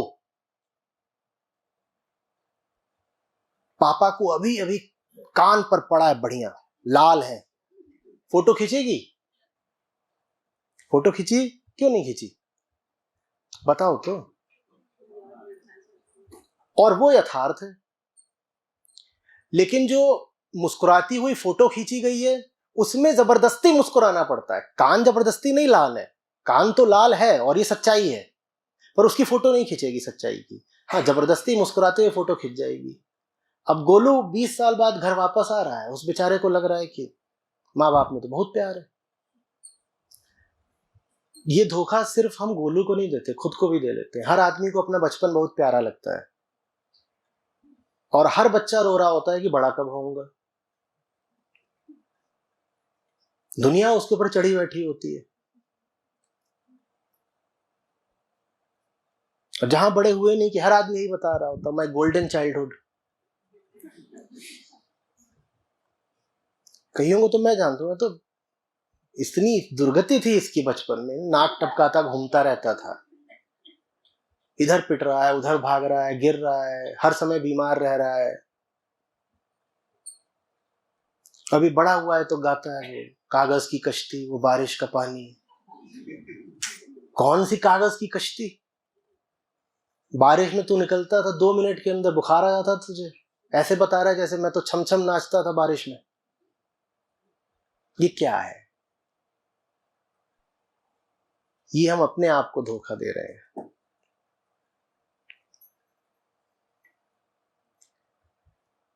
कहीं भी वो नहीं हुआ जो आपने अनुभव किया, पहली बात।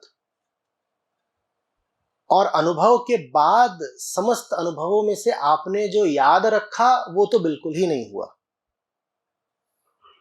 पहली बात तो अनुभव धोखा देते हैं। दूसरी बात, अनुभवों में भी आप जो याद रखते हो वो और धोखे की बात होती है।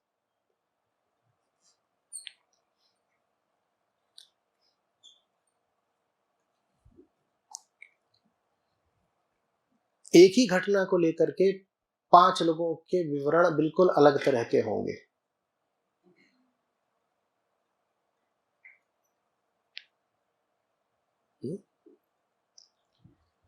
ये जानना इसलिए जरूरी है क्योंकि हमारी आइडेंटिटी, हमारी पहचान बहुत हद तक हमारे अतीत से आती है। और अतीत माने स्मृति। आप स्मृतियों पर आधारित अपनी पहचान बनाते हो और वो स्मृतियां हैं ही झूठी। आपको कुछ ऐसा याद है जो कभी हुआ ही नहीं, और जो हुआ उसको आप जानबूझकर भुला चुके हो। कोई आपसे लड़ने आए, उसके इल्जाम सुनिएगा, कभी हुआ होगा आपके साथ, अवाक रह जाएंगे। खास तौर पे जब किसी बहुत निकट के व्यक्ति से आपकी बहसबाजी हो, जिसके साथ आपने बहुत समय गुजारा हो, वो आप पे ऐसे ऐसे इल्जाम लगाएगा, आप कहेंगे ये हुआ कब? और उसको पूरा भरोसा होगा कि वो जो कह रहा है बिल्कुल ठीक कह रहा है। कहेगा फिर ऐसा हुआ था, फिर ऐसा हुआ था, फिर तुमने ऐसा कर दिया था। But when?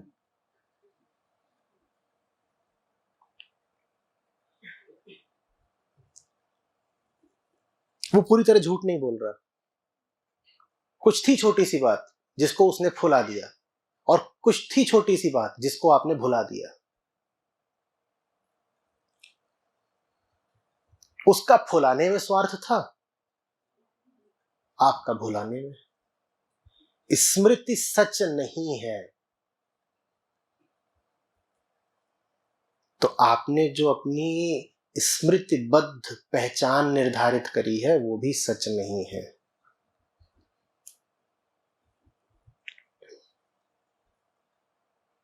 समझ रहे हो?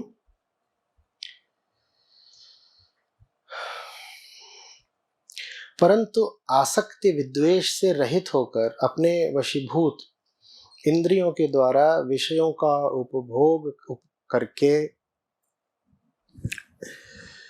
संयत इंद्रिय मनुष्य अपने मन में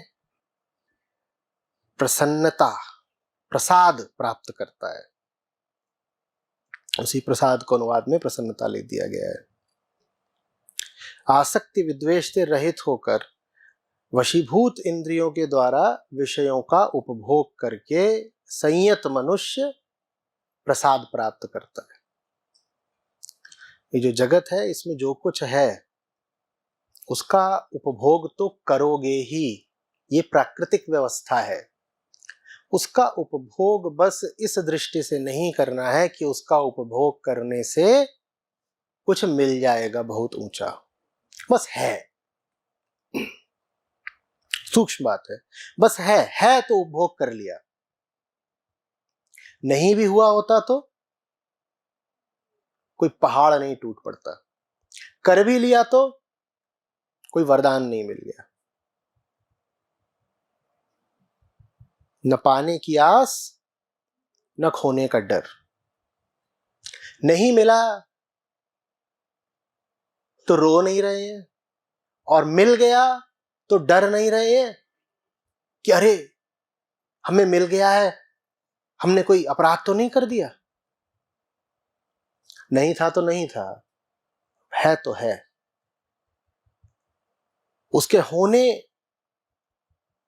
में जैसा भाव रख रहे हैं, उसके खोने में भी वैसा ही भाव रखेंगे।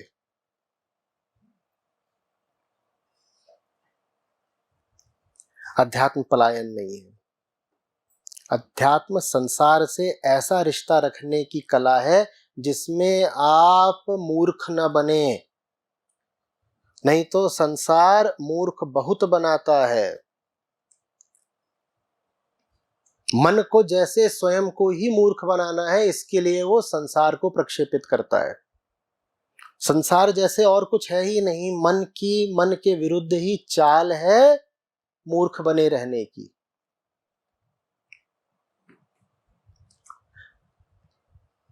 तो मन प्रक्षेपित तो करेगा संसार को, वो उसकी प्रकृतिबद्ध विवशता है।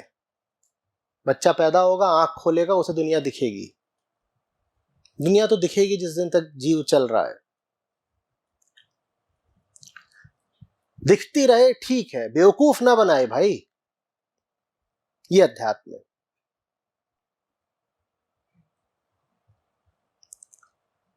समझ में आ रही है बात?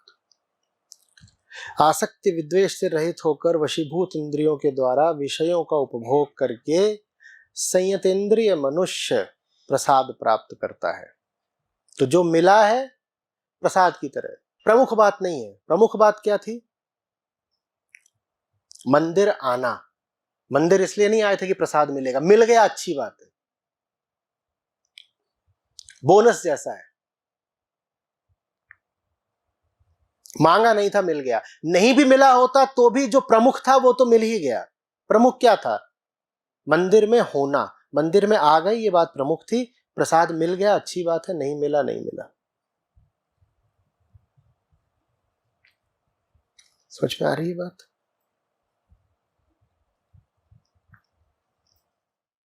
प्रणाम आचार्य जी। सर, मैं आपको पिछले 6 महीने से सुन रही हूँ। पहले मैं आपको मैंने नहीं सुना था। फिर मुझे किसी ने बताया कि ये आचार्य जी हैं, आप उनको सुनिए, आपको अच्छा लगेगा। मैंने आपको सुना। बहुत से ऐसे सवाल थे मन में कि भगवान क्या है, ईश्वर क्या है, परमात्मा क्या है।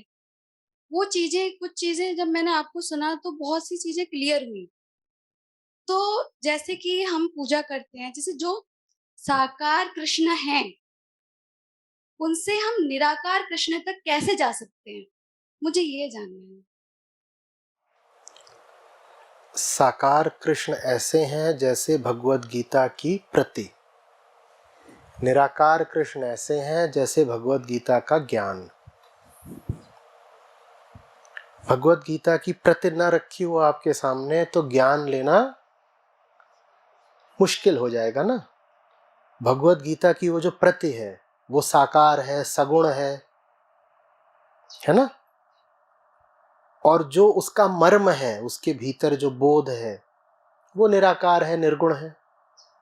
लेकिन बड़ा मुश्किल होगा अगर आपके सामने वो कागज की वो प्रति न रखी हो।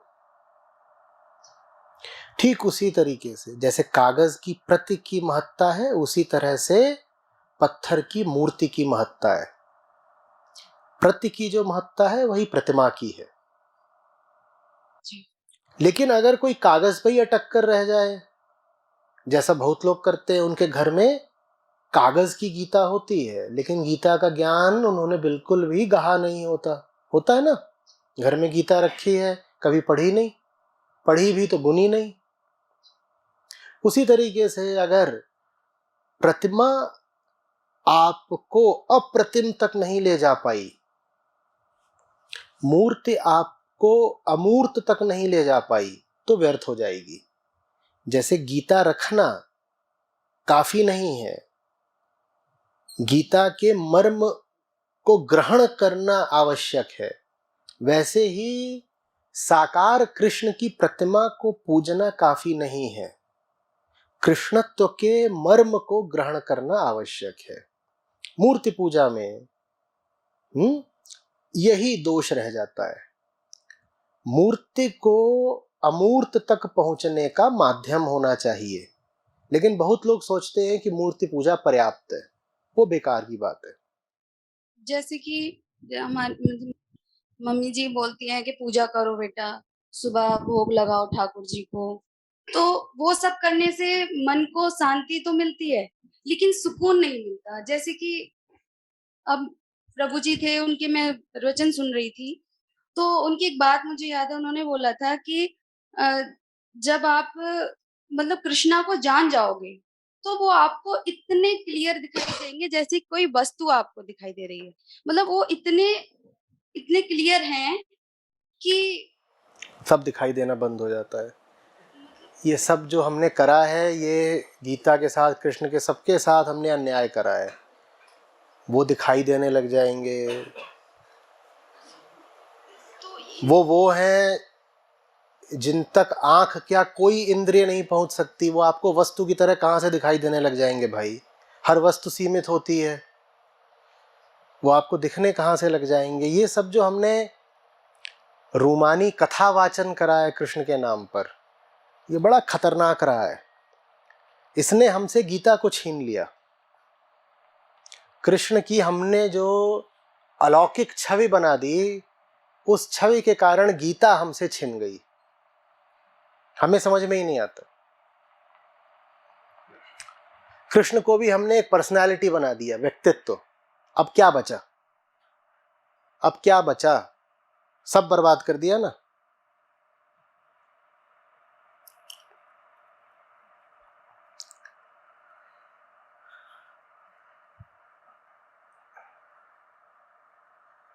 देखो, सगुण की पूजा करने का जो आग्रह रहा है ना, यही सनातन धर्म की ताकत भी रहा है और बड़े से बड़ा दोष भी। ताकत इसलिए रहा है क्योंकि इसने सनातनियों को बड़ा उदार बना दिया। सगुण की पूजा माने प्रकृति की पूजा, माने जो कुछ भी गुण युक्त है चारों तरफ उसकी पूजा करनी है, नदी पत्थर पहाड़। तो हिंदू मन बड़ा उदार हो गया, सहिष्णु हो गया, वो ले लेता, कहता है सब कुछ वही तो है, तो क्या विरोध करें। तो बहुत ना विरोध करता है ना क्रांति करता है, जैसा चल रहा है चलने देता है।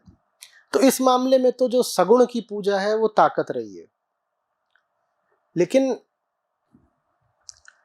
वही कमजोरी भी रही है, क्योंकि उसके कारण जो सनातनी मन है वो कभी असली चीज की ओर आसानी से नहीं जा पाया। असली चीज तो निर्गुण ही है ना। यही वजह है कि फिर जो सनातन धारा है, उससे पहले जैन धारा को, फिर बौद्ध धारा को, फिर सिख धारा को उभरना पड़ा। और इन तीनों में ही खास बात यह थी कि इन्होंने सगुण से वास्ता नहीं रखा। क्योंकि सगुण को पकड़ पकड़ के आप निर्गुण से ही दूर हुए जा रहे हो, तो ऐसे सगुण का क्या लाभ। और सगुण का बहुत लाभ है अगर सगुण ही आपको निर्गुण तक ले जा सके। मूर्ति बहुत अच्छी है अगर मूर्ति के माध्यम से आप ब्रह्म तक जा सको। और मूर्ति पूजा का उद्देश्य भी यही था कि मूर्ति आपको कुछ आगे का याद दिला दे। लेकिन माया ऐसी है ना, हमारा मन ऐसा मूर्ख होता है ना कि हम उद्देश्य भूल गए।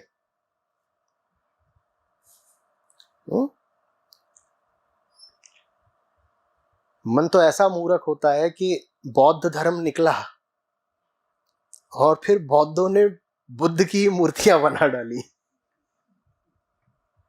और बौद्ध धर्म निकला था सनातन धारा से, ताकि जितने दोष थे सनातनियों के, उन दोषों को हटा करके एक साफ नई धारा की रचना की जा सके।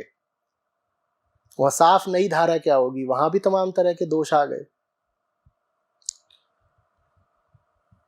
सिख धारा निकली। गुरुओं ने कभी जात पात ऊंच नीच की बात नहीं करी, पर वहां भी जात पात ऊंच नीच आ गई।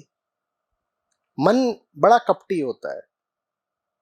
शास्त्र कुछ सिखाए, गुरु कुछ सिखाए, मन सब मटिया मेट कर देता है।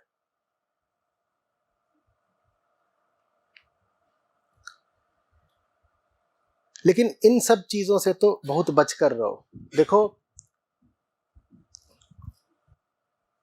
3 हैं हमारे पास नाम जो सनातन धर्म के स्तंभ हैं, राम, कृष्ण और शिव।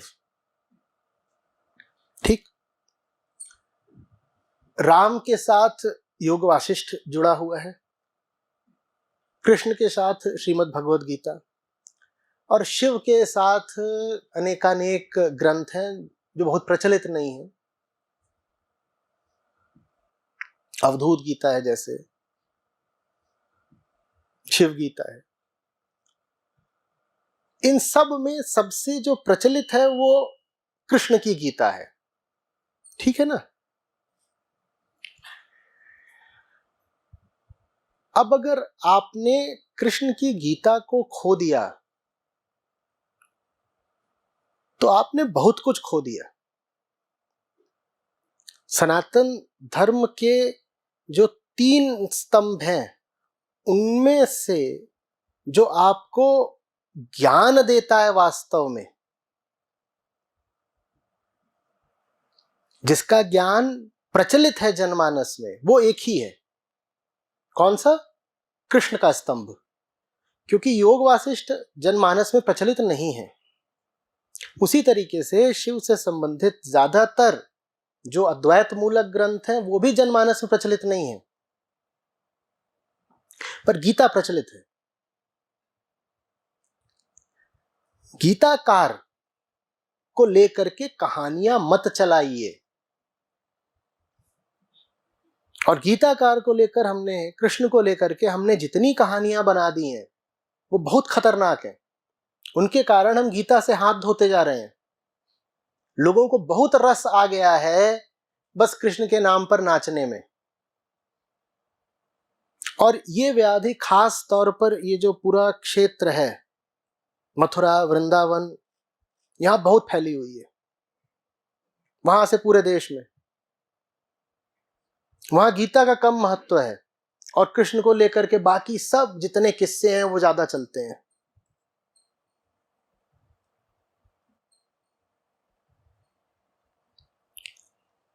समझ रहे हो?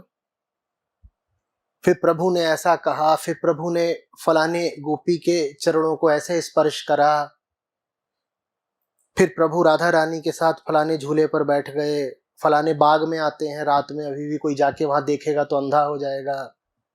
ये क्या कर रहे हो? ये अध्यात्म है क्या है ये? और इसको भक्ति बोलते हो? फिर इसीलिए तो भक्त शब्द अब एक मजाक बनकर रह गया ना।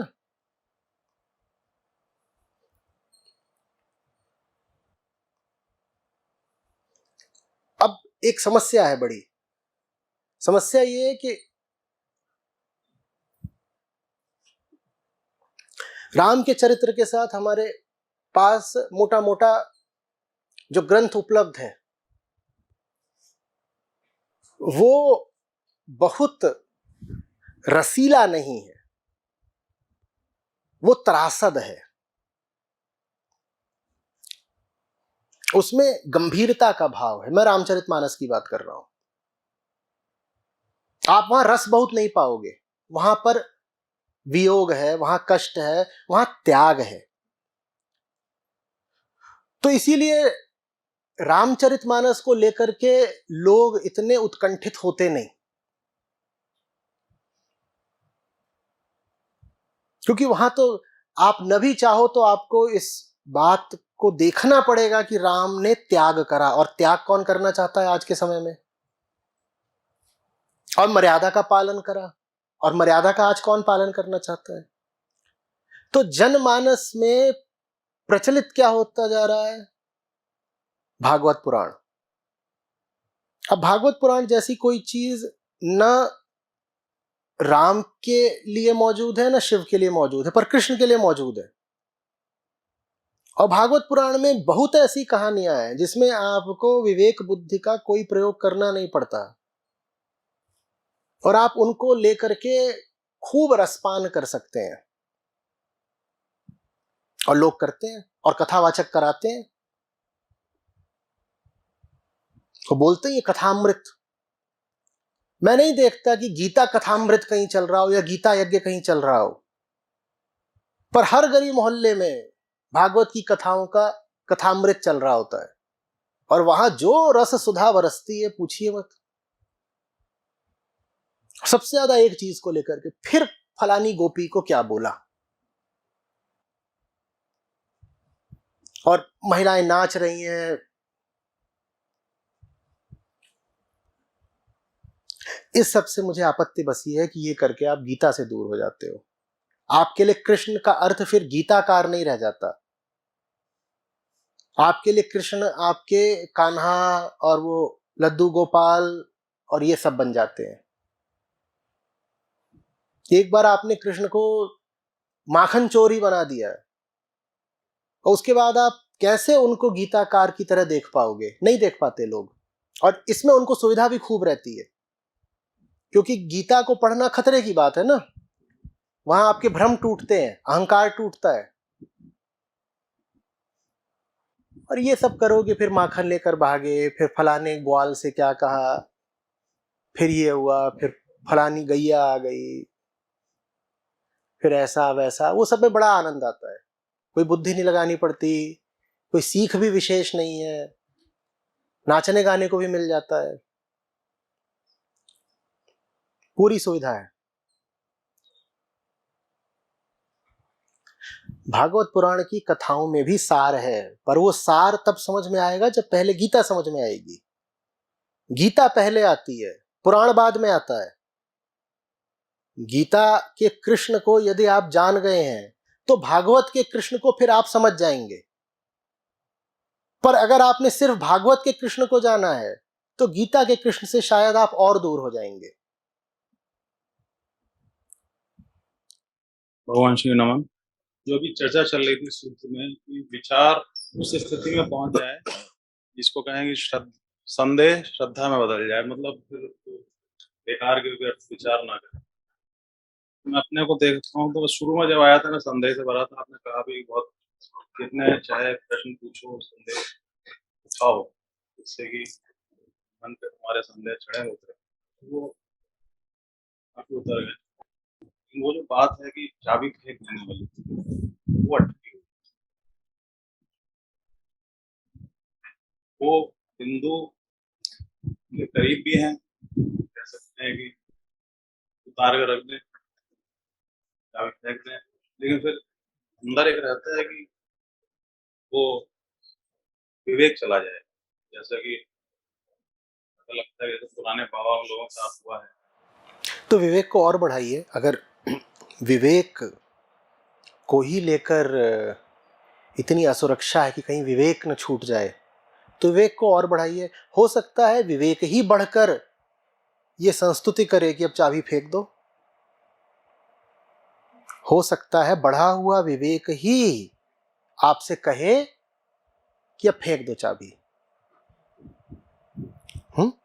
और विवेक बढ़ने के उपरांत अगर कहता है कि नहीं अभी चाबी पकड़ के रखो, तो मत फेंकिए।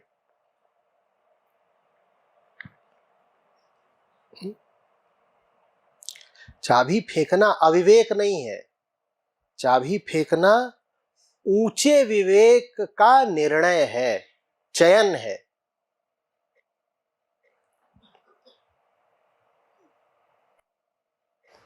अगर नहीं फेंक पा रहे चाबी तो माने अभी विवेक में ही कमी है।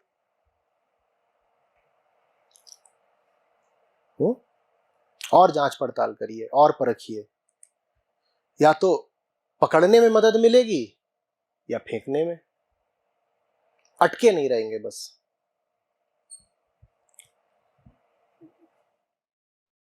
प्रणाम आचार्य जी। पहले श्लोक में हमने बात शुरू करी थी इंद्रिय संयम की, और वो एक रास्ता था स्थित प्रज्ञ होने के लिए।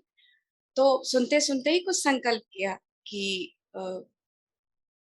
इंद्रिय संयम को लेके, और आखिरी श्लोक में जब आ जाए तो ये बात हुई कि ऐसे हो जाना चाहिए मन को कि अगर मिला तो भी ठीक और नहीं मिला तो भी ठीक। तो मैं इन दोनों में, इसमें आप भेद कहाँ देख रही हैं? कि फिर इंद्रिय संयम की बात अगर हम कर रहे हैं तो वो एक आत्मानुशासन की बात हो रही है, ठीक, शुरू में बिल्कुल ठीक। और बाद में जब हम ये कह रहे हैं कि अगर वो मिल भी गया तो ठीक। हाँ, तो आप कह रही हैं कि अंत में इंद्रिय संयम की आवश्यकता नहीं बचती है। हाँ, ऐसा ही है। तो ये एक ऑनगोइंग प्रोसेस है, हाँ, ये एक प्रोग्रेस है। हाँ, ये एक ही इंसान की, प्रसाद है। जी, ये एक इंसान की एक स्थिति में नहीं, नहीं, दोनों नहीं, चीजें। नहीं, जी, मैं नहीं, उसी में कंफ्यूज नहीं, हुई थी। नहीं। जी। ये अलग अलग स्थितियां हैं। एक आरंभिक स्थिति है और एक है मंदिर की ओर जाने में जो आप कष्ट का अनुभव करते हैं, जिसके कारण अनुशासन चाहिए, और दूसरा प्रसाद है मंदिर पहुंच जाने का। जो प्रशिक्षु है उसको इंद्रिय संयम, इंद्रिय अनुशासन, इंद्रिय निग्रह ये सब रखना पड़ेगा। फिर एक स्थिति ऐसी आती है जहां उन पे संयम रखो कि नहीं रखो फर्क नहीं पड़ता। प्रणाम आचार्य जी। मैं आपको पिछले 2 सालों से सुन रहा हूँ, ये मेरा पहला सत्र है। तो पिछले काफ़ी टाइम से मैं तनाव में था। तो सच में आने से पहले काफ़ी चीज़ों, आपके सारे पुराने वीडियोज़ में देख रहा था।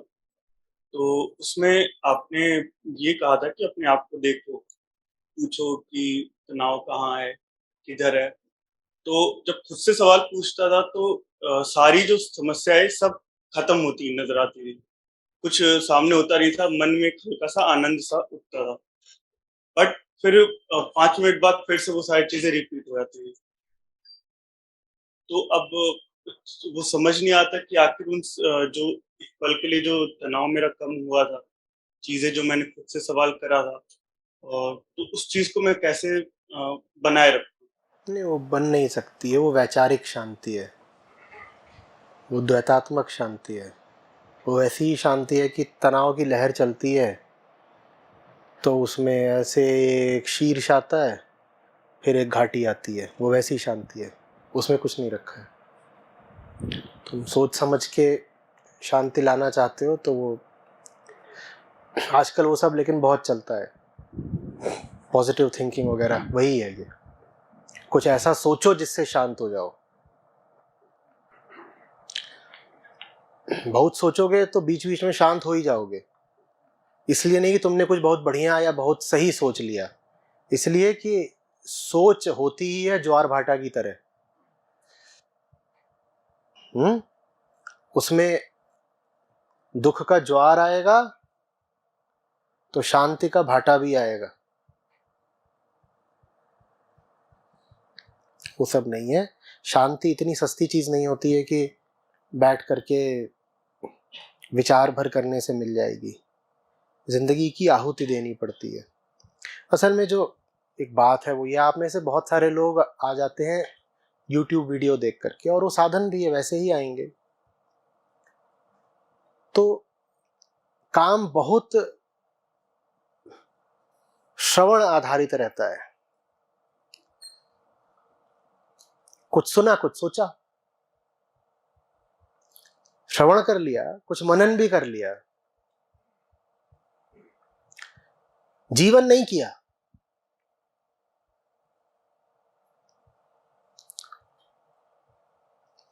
मैं जहां से देखता हूं वहां श्रवण मनन निधिध्यासन, उसके बाद आता है जीवन, उसी को समाधि कहते हैं। श्रवण मनन तो ठीक है, जीवन कहाँ है? जीवन होता नहीं। आपको लगता है कि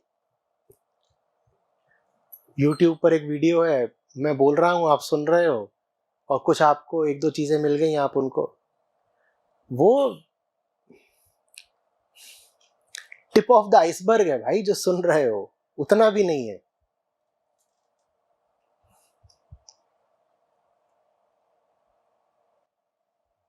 बहुत बहुत शुरुआती चीज है वो, कि सुन लिया।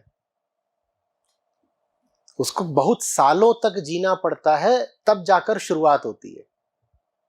बहुत सालों तक जीना पड़ता है, तब जाकर शुरुआत होती है। 1.5 महीना, 2 महीना, 6 महीना, 1 साल, इतने में तो वार्म अप भी नहीं होता। इंस्टेंट कॉफी थोड़ी ही है, वो भी YouTube रेसिपी वाली।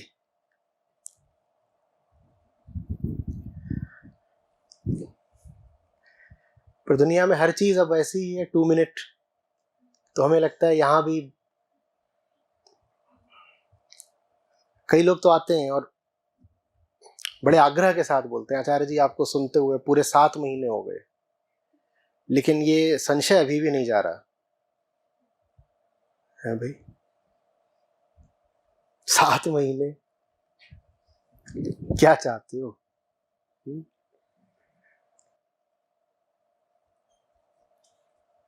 प्रकृति के इतने कल्पों के बंधन तुम्हें 7 महीने में त्याग देने हैं? इतना श्रम किया तुमने क्या? वजह यही है कि हमको लगता है कि स्पष्टता या शांति या समाधि भी कोई हल्की चीज है। हल्की चीज है तो भाई मिल जानी चाहिए ना, 2 महीने, 7 महीने, 2 साल में मिल जानी चाहिए। वो इतनी बड़ी चीज है कि अगर 20 साल में भी मिल जाए तो उपकार मानो। और हमें उस चीज की महत्ता का कोई अनुमान ही नहीं है। हमें लगता है हमने 2 महीने लगा दिए या 2 साल तो बहुत दे दिया। गलती किसी की नहीं है, गलती है कि ये जो हम काम कर रहे हैं वास्तव में ये कोई YouTube के स्तर का है ही नहीं। लेकिन इस युग की विडंबना ये है कि YouTube से ज्यादा अच्छा माध्यम नहीं है इस काम को प्रसारित करने का। अब YouTube पे जो बाकी सामग्री रहती है वो उसी तरह की रहती है जो आपको तुरंत लाभ दिला देगी। वो भले ही लाभ एकदम ही घटिया लाभ हो, पर मिल तुरंत जाएगा। तो आप 4-6 उस तरह का कुछ देख रहे हो, जिस भी दिशा का है वो कुछ देख रहे हो, कोई खबर पढ़ ली, कुछ और देख लिया, ये देखा, फिर आप एक ऐसे वीडियो पर भी आ जाते हो। तो यकायक आपको ये बात कौंधती ही नहीं कि ये जो वीडियो मेरे सामने आ गया है ये किसी और आयाम का है। आप उस वीडियो को लेकर के भी यही उम्मीद पाल लेते हो कि इससे भी बस 2-4 महीने में कुछ मिल जाएगा।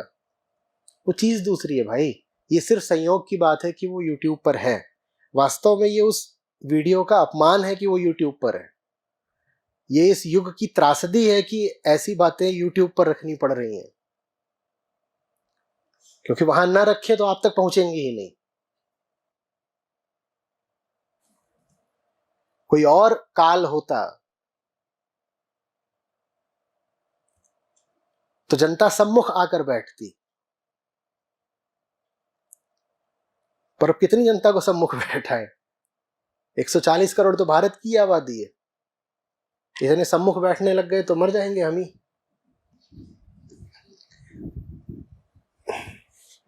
तो चलो YouTube। वो भी कुछ ऐसे ही आड़ा तिरछा देख लिया। एक 2017 का वीडियो देखा, फिर एक 2022 का देखा, एक देखा जिसमें कोई प्रौढ़ व्यक्ति, मान लीजिए यतेंद्र जी हैं, उनसे बात हो रही है। एक देखा जिसमें कोई कॉलेजी लड़का है, उससे बात हो रही है। एक कहीं का देखा, एक कहीं का देखा, कहीं की ईंट कहीं का रोड़ा भानुमति ने। और फिर मेरे सामने आकर, आचार्य जी आपके 5 वीडियो देखे हैं। अभी तक भ्रम नहीं मिटा। मैं बोलता हूँ yes sir, customer satisfaction is our first priority. बताइए क्या कर सकते हैं आपके लिए।